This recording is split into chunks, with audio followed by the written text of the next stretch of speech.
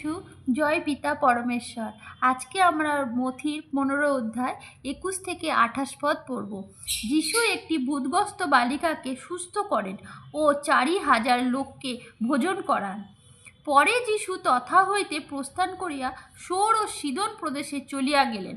আর দেখো, ওই অঞ্চলের একটি কনানীয় স্ত্রীলোক আসিয়া এই বলিয়া চেঁচাইতে লাগিল, হে প্রভু, দাউদ সন্তান, আমার প্রতি দয়া করুন, আমার কন্যাটি ভূতগ্রস্ত হইয়া অত্যন্ত ক্লেশ পাইতেছে।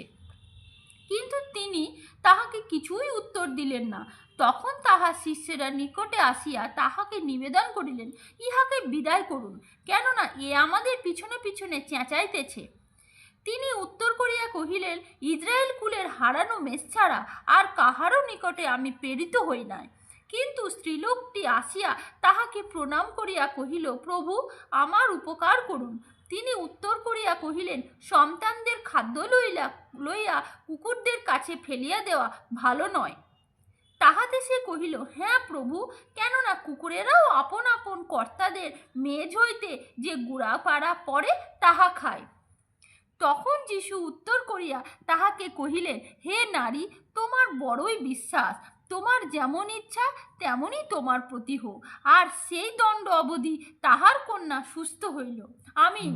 এই ভিডিওটি লাইক ও শেয়ার করুন। আর এই চ্যানেলে পরমেশ্বরের বচন শোনার জন্য প্লিজ সাবস্ক্রাইব করুন। পরমেশ্বর আপনাদেরকে আশীষ দিবেন। আর কমেন্ট বক্সে আমেন লিখে রিসিভ করুন। জয় যিশু মসিহ। হালেলুয়া।